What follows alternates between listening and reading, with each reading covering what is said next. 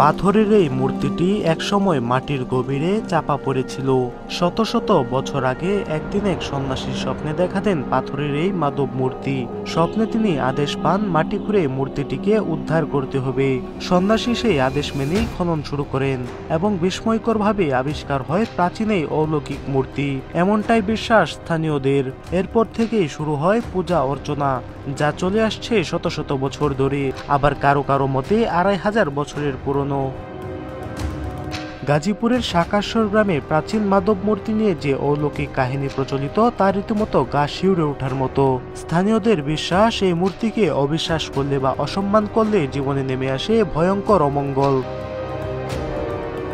কয়েক বছর আগে অজানা এক কারণে মূর্তিটিকে মূল স্থান থেকে সরিয়ে আনা হয় বংশাই নদীর তীরে। সেখানেই গড়ে তোলা হয়েছে মাধব মন্দির।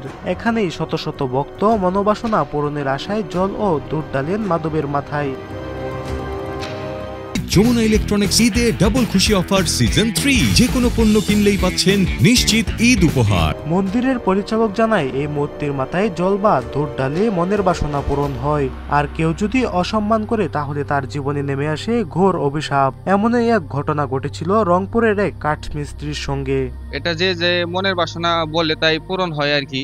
আর এটা সিদ্ধেশ্বরী মাধব, আর এটা যে মান করে তাকে মানে মানদের শুরুতে আর কি দুধ ঢেলে দিয়ে ভালোভাবে পানি দিয়ে পরিষ্কার করে দিয়ে যায়, যার আপদ বিপদ যাই থাকে আর কি, যাই বলে তাই সফল হয়। স্থানীয়দের ভাষ্যমতে কয়েক বছর আগে মন্দির নির্মাণের কাজে আসা এক কাঠমিস্ত্রি মূর্তিকে নিয়ে অপমান করেন।